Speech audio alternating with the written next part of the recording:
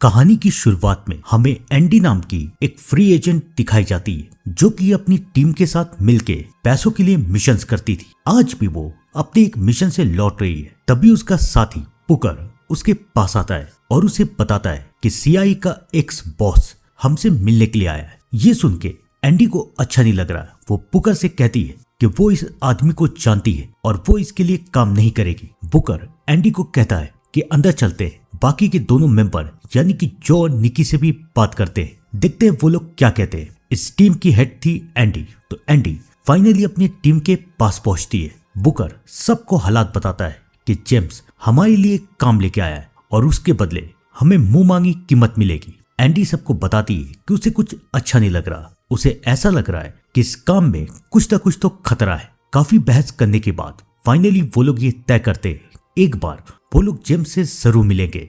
James से मिलने के लिए एंडी और बुकर जाते हैं और जो और निकी पीछे से उन दोनों के ऊपर नजर रख रहे हैं। जेम्स इन दोनों से मिलके काफी खुश है। वो एंडी को बताता है कि दूर रेगिस्तान में एक छोटा सा स्कूल है। उस स्कूल में कुछ क्रिमिनल्स ने अपना कब्जा कर लिया है और वहां के स्टाफ और बच्चों को वो लोग वहां से लेके कहीं बाहर जा रहे हैं। अगर एक बार उन लोगों ने ऐसा कर दिया तो उसके बाद बेगुनाहों को बचाना नामुमकिन हो जाएगा। मासूम लोगों की जिंदगी का सवाल है। तो एंडी इस मिशन के लिए मान जाती है और हर बार की तरह एंडी, बुकर, जो और निकी रेगिस्तान के बीच में पहुंचते हैं और छुपके करके वहां पर एक बिल्डिंग है जहां पर वो अपराधी है, वहां पर जाते हैं। काफी सावधानी के बाद वो सब अंदर की तरफ घुसते हैं, लेकिन अचानक से सारे गार्ड्स वहां पर आ जाते हैं और उन लोगों के ऊपर हमला कर देते हैं। सबको गोलियों से भून देते हैं और वो चारों वहां पर मर जाते हैं। एक मिनट, आपको क्या लग रहा है कहानी यहाँ पर खत्म? इतनी आसान थी कि एक मिशन में एक टीम मारी गई? बिल्कुल नहीं। अब आएगा कहानी का पहला ट्विस्ट, क्योंकि थोड़ी देर के बाद एंडी और उसकी टीम के सारे घाव धीरे धीरे करके भरने लगते हैं। वो उठ के फिर खड़े हो जाते हैं। गार्ड्स को समझ में नहीं आ रहा कि आखिरकार ऐसा कैसे हुआ। उन लोगों ने 100 से भी ज्यादा गोलियां चलाई थी, तो ये लोग मरे क्यों नहीं? लेकिन इससे पहले वो बेचारे कुछ समझ पाते, एंडी और उसकी टीम सारे गार्ड्स को मार देती है। और अब बारी है कहानी के दूसरे ट्विस्ट की। दूर बैठा जेम्स ये सब रिकॉर्ड कर रहा है और उसके पास सारी रिकॉर्डिंग आ चुकी है कि कैसे एंडी और उसकी टीम गोलियां खाने के बाद भी मरे नहीं, बल्कि थोड़ी देर के बाद वो जिंदा हो गए और उनके शरीर पे चोट का एक निशान तक नहीं है। शायद जेम्स को यही सबूत चाहिए था। वो किसी को कॉल करता है और कहता है कि मेरे पास रिकॉर्डिंग है, मैं आपसे मिलने के लिए आ रहा हूँ। जेम्स तो अपनी मंजिल की तरफ चला जाता है, लेकिन वहां पर एंडी और उसकी टीम को भी अब समझ में आ चुका है कि ये सारी प्लानिंग जेम्स की थी। जेम्स चाहता था कि वो लोग मरे और फिर जिंदा हो, और शायद जेम्स ने इनकी रिकॉर्डिंग भी की है और वो दुनिया को ये बताना चाहता है कि एंडी और उसकी टीम अमर है। ये लोग मर नहीं सकते, ना ये गोली से, ना कोई धमाके से, किसी भी चीज से ये लोग मर नहीं सकते। ना इनकी उम्र बढ़ेगी, ना इन्हें कोई बीमारी होगी, ना इनके शरीर का कोई हिस्सा इनके शरीर से अलग होगा, यानी कि ये लोग अमर है। लेकिन कैसे, क्यों? सब्र रखिए, थोड़ी देर में सारे राज खुलते जाएंगे। फिलहाल तो एंडी काफी परेशान है। वो अपनी टीम को समझाती है कि इससे पहले जेम्स हमारा राज किसी के सामने खोल दे, हमें जेम्स के पीछे जाना पड़ेगा, उसे मारना पड़ेगा, क्योंकि अगर ये राज खुल गया तो सारी की सारी दुनिया हमारे पीछे पड़ जाएगी। सब कोई एंडी की बात मान जाते हैं और अब वो लोग जेम्स के पीछे जा रहे हैं। लेकिन उन बेचारों को पता नहीं था कि अभी भी कहानी बाकी है। वहां से दूर अफगानिस्तान में आर्मी की एक टीम एक अपराधी को ढूंढने के लिए एक गांव में आए और उस टीम में नाइल नाम की भी एक सोल्जर है जो कि अपनी दोस्त डेजी और जे के साथ एक घर में पूछताछ करने के लिए गई है। पूछताछ के दौरान उसे पता चलता है कि वो अपराधी अंदर की तरफ है। तो नाइल अपनी दोस्तों के साथ अंदर जाती है, लेकिन इससे पहले वो उस अपराधी को गिरफ्तार कर पाती, वो नाइल के ऊपर हमला कर देता है, उसका गला काट देता है। ये देख के डेजी डर जाती है। उसे लगता है कि अब नाइल मर जाएगी। इतने गहरे जख्म के बाद कोई जिंदा रह भी कैसे सकता है? लेकिन थोड़ी देर के बाद नाइल की आंख खुलती है और वो भी ये देख के चौंक जाती है कि वो कैसे बच गई। और इस दौरान नाइल को एक सपना आता है और उसके सपने में और कोई नहीं बल्कि एंडी, जो, निकी और पुकर आते हैं। उसे समझ में नहीं आता कि ये लोग कौन थे।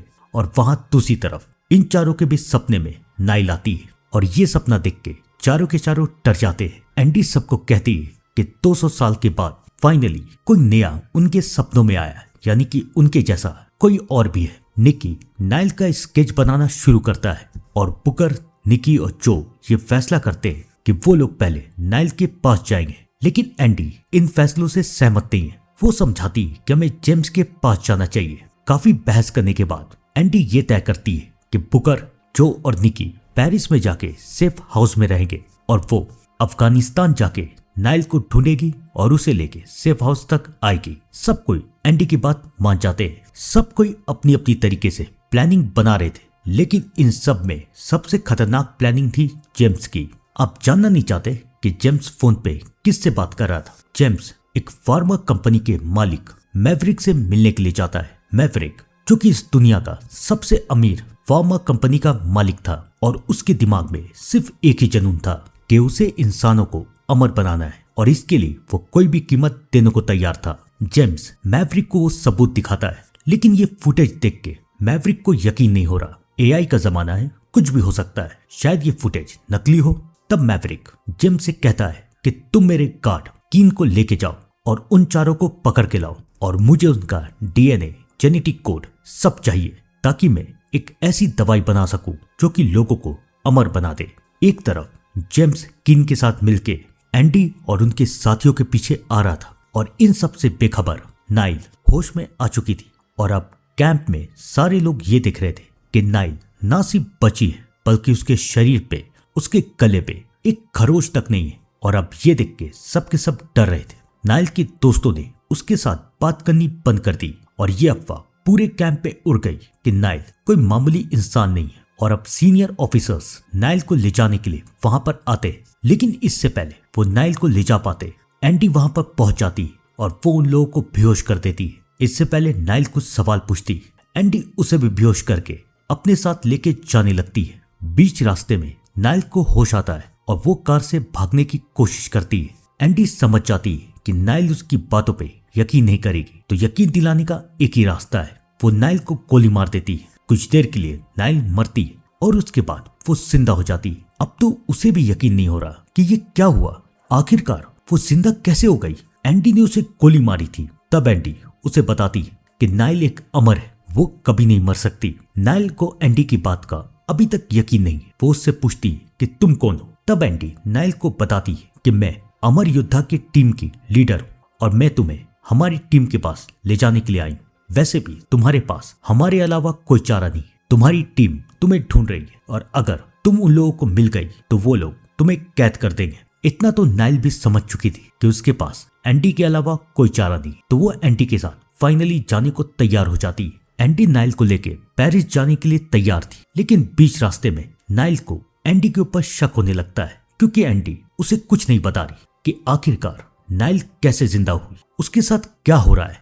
अब नाइल को ये लगने लगता है कि शायद एंडी ने उसे हिप्नोटाइज किया है। वो एंडी के ऊपर हमला करने की कोशिश करती है। वो पायलट को प्लेन रोकने के लिए कहती है। एंडी इतना तो समझ चुकी थी कि नाइल को रशियन नहीं आती है, तो वो रशियन में पायलट को समझाती है कि मर्दे का नाटक करो। जब पायलट ऐसा करता है तो नाइल घबरा जाती है और यही वो मौका था जब एंडी नाइल के ऊपर भारी पड़ती है। नाइल एंडी को रोकने की बहुत कोशिश करती है, लेकिन बेचारी एंडी के सामने टिक नहीं पाती। एक बार फिर से एंडी नाइल के हाथ और पैर दोनों तोड़ देती है। नाइल को बहुत दर्द हो रहा है, उसे लगता है कि वो मर जाएगी, लेकिन एंडी उसे दिखाती है कि देखो तुम्हारे घाव धीरे धीरे करके भरते जा रहे। और अब नाइल के सामने भी ये असलियत आ जाती है और वो भी मान जाती है कि वो भी अमर है। लेकिन क्यों, कैसे?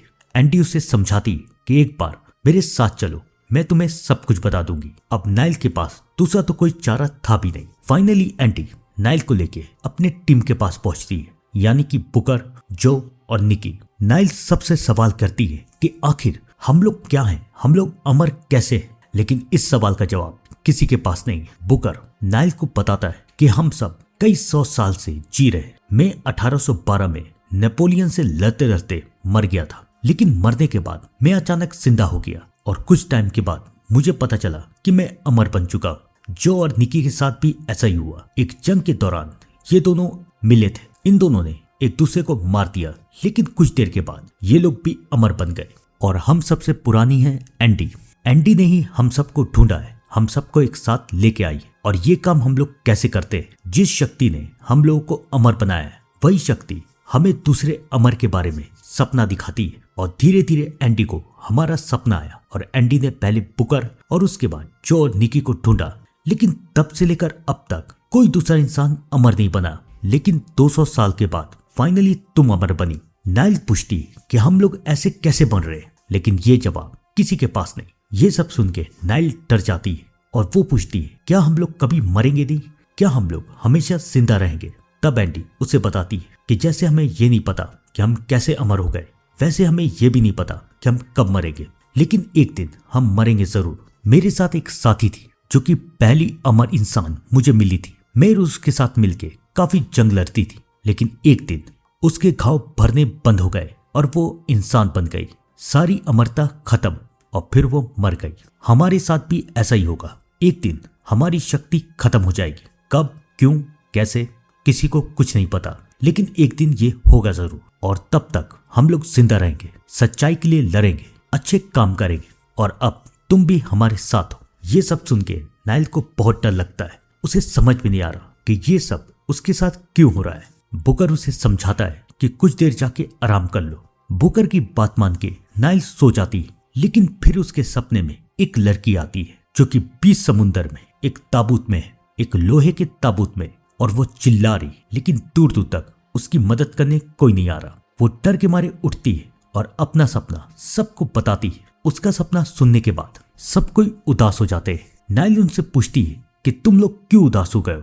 तब बुकर उसे बताता है कि सबसे पहले एंडी को एक अमर योद्धा मिली थी जिसका नाम था क्वीन। एंडी उससे बहुत प्यार करती थी। वो और क्वीन साथ में मिलके लोगों को बचाते थे, सारी जंगें लड़ते थे। लेकिन कुछ लोगों ने ये अफवाह फैला दी कि ये दोनों डाइन हैं। तब गांव के लोगों ने इन लोगों को पकड़ लिया और इन्हें मारने की कोशिश की। ये दोनों मरे तो नहीं, तो अब सबको ये लगने लगा कि शायद ये दोनों डाइन हैं। उन लोगों ने इन लोगों को तरह तरह से मारने की कोशिश की, लेकिन ये लोग मरे नहीं। तब गांव के मुखिया ने ये तय किया कि वो एक लोहे के ताबूत में इन्हें बंद करके समुद्र के बीचों बीच फेंक देंगे। उन लोगों ने क्वीन के साथ वही किया। एंडी किसी तरीके से वहां से बच के भाग गई। उसके बाद एंडी ने क्वीन को बहुत ढूंढा, हम सब ने भी, लेकिन आज तक क्वीन कभी नहीं मिली और फाइनली हम लोग हार गए।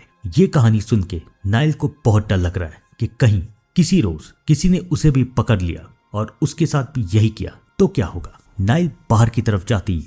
एंडी उसे समझाने के लिए उसके पीछे जाती है। वो उसे समझाती है कि हम तुम्हें कुछ नहीं होने देंगे। दोनों के बीच में बात हो ही रही है कि तभी एंडी ये देखती है कि जेम्स अपनी टीम के साथ वहां पर आ चुका है और वो जानती थी कि जेम्स उनके लिए ही आया है। वो दोनों अंदर की तरफ जाते हैं तो वो ये देखते हैं कि इन लोगों ने बुकर को गोलियों से भून दिया है और जो निकी को लेके जा चुके हैं। थोड़ी देर के बाद बुकर के घाव भी भर जाते हैं। एंडी समझ जाती है कि जेम्स इन्हें पकड़ना चाहता है, इनके ऊपर एक्सपेरिमेंट करना चाहता है। और अब एंडी को गुस्सा आ रहा था। वो नाइल से कहती है कि तुम बुकर के साथ रहो और मैं उन लोगों को संभालती हूँ। एंडी सबको मार देती है और फिर मौका देख के एंडी, बुकर और नाइल वहां से भाग जाते हैं। ये तीनों तो वहां से भाग गए, लेकिन अब जेम्स के पास जो और निकी थे। वो जो और निकी को लेके मैवरिक के पास जा रहा है। एंडी भी जानती थी कि ये सब कितना खतरनाक है। जो और निकी की जान खतरे में, वो लोग इन्हें बहुत तरपाएंगे। और अब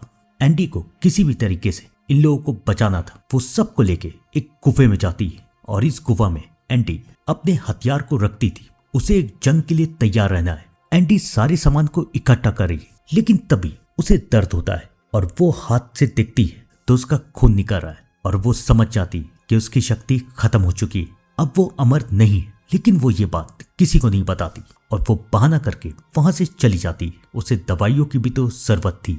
अब तो बेचारी इंसान बन गई। एंडी तो वहां से चली जाती है, लेकिन नाइल अभी भी परेशान है। नाइल को अपनी फैमिली से बात करनी है, अपनी माँ से बात करनी। तब जो उसे समझाता है कि अपनी फैमिली के पास मत जाओ। कई साल पहले 1900 में मेरी भी एक फैमिली थी, मेरा भी एक बेटा था। 42 साल की उम्र में मेरे बेटे को कैंसर हुआ। वो तड़पने लगा। तब तक मेरी फैमिली को मेरा राज बिल्कुल पता नहीं था, लेकिन फिर मैंने अपना राज सबको बता दिया। मेरे बेटे को लगा कि शायद मैं अपनी शक्तियों से उसे बचा सकता हूँ, उसे भी अमर बना सकता हूँ, लेकिन मुझे ये करना नहीं आता था। हमें तो ये भी नहीं पता कि हम कैसे अमर हुए, हमारे पास ये शक्ति कैसे आई। मैं अपने बेटे को बचा नहीं पाया और सारी फैमिली ने मुझे इसका जिम्मेदार समझा। सब कोई मुझसे दूर हो गए। सबको लगा मैं सेल्फिश हूँ। और तब से लेकर आज तक मैं सिर्फ एंडी के साथ हूँ। इसलिए मैं तुम्हें भी सलाह देता हूँ, अपनी फैमिली के पास कभी मत जाना, क्योंकि तुम्हारी ना तो उम्र बढ़ेगी ना तुम मरोगी, लेकिन तुम्हारे सामने वो लोग बुरे होते जाएंगे और फिर एक दिन मर जाएंगे।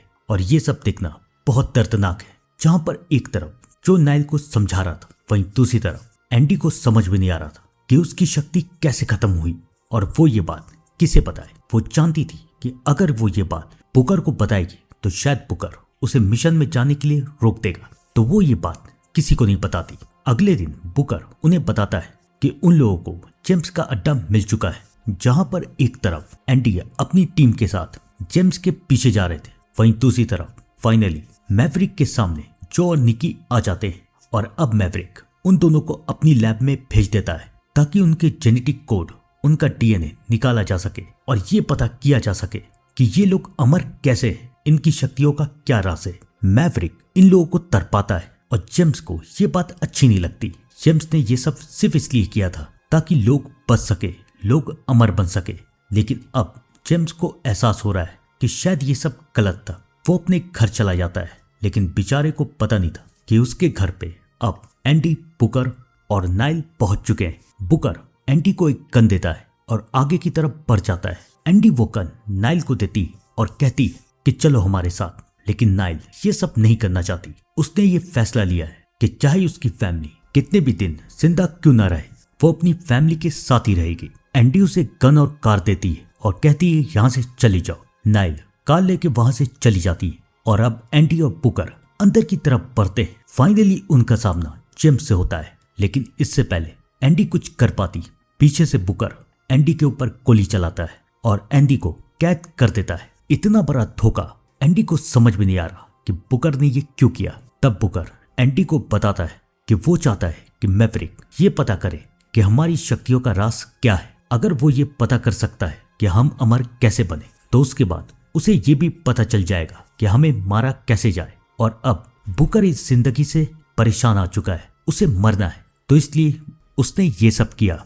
बुकर एंडी को समझा रहा है कि ये सब मैं हमारे लिए कर रहा हूं ताकि हम लोगों को इस शाप भरी जिंदगी से छुटकारा मिले। तभी बुकर का ध्यान एंडी की तरफ जाता है कि उसके घाव तो भर ही नहीं रहे। वो समझ जाता है कि इसकी शक्तियां जा चुकी है। इससे पहले जेम्स और बुकर कुछ कर पाते, मैवरिक अपनी आर्मी के साथ वहां पर पहुंच जाता है। बुकर मैवरिक को सब कुछ बताता है, लेकिन मैवरिक को इन सारी बातों से कोई परवाह नहीं। वो उन दोनों को वहां से ले जाना चाहता है। जेम्स मैवरिक को रोकने की कोशिश करता है, तो मैवरिक जेम्स को बेहोश कर देता है और फिर वो उन दोनों को लेके वहां से चला जाता है। और फिर बुकर और एंडी के साथ भी वही होता है। मैवरिक उन्हें भी अपनी लैब में कैद कर देता है। उन चारों को समझ में नहीं आ रहा कि अब उनके साथ क्या होगा। इन सब से दूर जब फाइनली हाईवे पे नाइल कार और गन को फेंकने की कोशिश करती है, तब उसका ध्यान गन की तरफ जाता है कि गन में गोलियां तो थी ही नहीं। और तब उसे याद आता है कि ये गन बुकर ने एंडी को दी थी,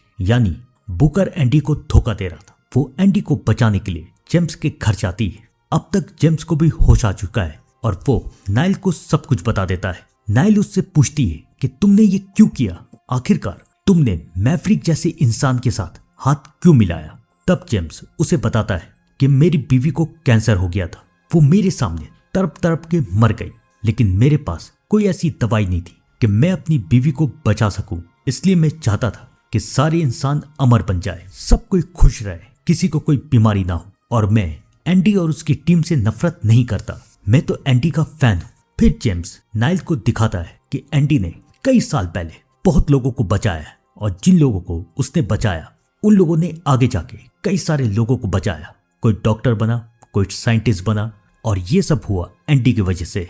एंडी, जो, निकी, बुकर, इन चारों ने कई लोगों की जान बचाई। तो इसलिए मैं ये चाहता था कि ये चारों हमारी मदद करें। लेकिन अब मुझे समझ में आ चुका है कि मैवरिक सिर्फ इनकी शक्तियों की मदद से पैसे कमाना चाहता है। जेम्स नाइल को यह भी बता देता है कि एंडी की शक्तियां जा चुकी है और अब नाइल्स को अपनी टीम को बचाना था। फाइनली जेम्स उसे मैवरिक के लैब में लेके जाता है और फिर नाइल सबको बचाने के लिए अंदर की तरफ जाती है। गार्ड्स को लगता है कि ये एक मामूली सी इंसान है, लेकिन धीरे धीरे उन लोगों को पता चल जाता है कि ये कोई मामूली नहीं बल्कि ये भी एक अमर है। सबको मारते हुए नाइल फाइनली लैब पहुंचती है और वो सबको आजाद कर देती है। वो एंडी से कहती है कि तुम शायद अमर हो या फिर ना हो, लेकिन तुम हमेशा सच्चाई के लिए लड़ोगे। अब एंडी भी जेम्स को मारने के लिए तैयार है। बुकर सबसे माफी मांगता है, लेकिन एंडी उससे कहती है कि अभी इस बात का वक्त नहीं है। एक बार फिर से एंडी और उसकी टीम एक हो चुकी थी। वो सब बाहर की तरफ जाते, सारी गार्ड्स को मारते थे और अब जेम्स के पीछे ऊपर की तरफ जाते। इस बिल्डिंग में और भी गार्ड्स घुसते जा रहे हैं, तो उन्हें रोकने के लिए जो, बुकर और निकी नीचे की तरफ रुकते और नाइल और एंडी ऊपर की तरफ। मैवरिक को पता था कि एंडी मर सकती है, तो वो एंडी को मारने की धमकी देता है। लेकिन अब एंडी के दिमाग में एक प्लान था। वो नाइल से कहती है कि याद है ना हेलीकॉप्टर में पायलट के साथ क्या हुआ था। वो समझ जाती है कि एंडी मरने का नाटक करने वाली। एंडी वही करती है। मैवरिक का ध्यान बढ़ता है और नाइल मैवरिक को लेके नीचे की तरफ कूद जाती है। दोनों मर जाते हैं, मैवरिक तो हमेशा के लिए। लेकिन कुछ देर के बाद नाइल ठीक हो जाती है। सब के सब वहां से निकल जाते हैं और अब वो लोग ये तय करते हैं कि बुकर के साथ क्या किया जाए। एंडी बुकर को बताती है कि तुमने जो गद्दारी की उसकी तो सजा मिलेगी, और वो सजा ये है कि तुम्हें 100 साल तक हमसे अलग रहना पड़ेगा। बुकर मान जाता है, लेकिन अब वो लोग करेंगे क्या। वो सब जेम्स के घर जाते हैं और अब एंडी ये तय करती है कि वो अब लोगों की मदद करेगी, सबको बचाएगी, और इस काम में जेम्स उनका साथ देगा। जेम्स सारे सबूतों को मिटाएगा और लोगों को उनकी शक्तियों के बारे में पता लगने नहीं देगा। जेम्स भी मान जाता है कि वो अब एंडी की टीम के साथ काम करेगा। आपको क्या लग रहा है कहानी यहीं पर खत्म? नहीं, कई महीने बीत जाते हैं और अब फाइनली बुकर एक घर के अंदर घुसता है, जहां पर उसे फाइनली मिलती है कोइन। कोइन आजाद हो चुकी थी, लेकिन अब वो क्या चाहती है, इस सवाल का जवाब तो हमें पार्ट 2 में ही मिलेगा, क्योंकि पार्ट 1 की कहानी यहाँ पर खत्म होती है। तो इंतजार कीजिएगा पार्ट 2 का। तब तक के लिए thank you and good bye.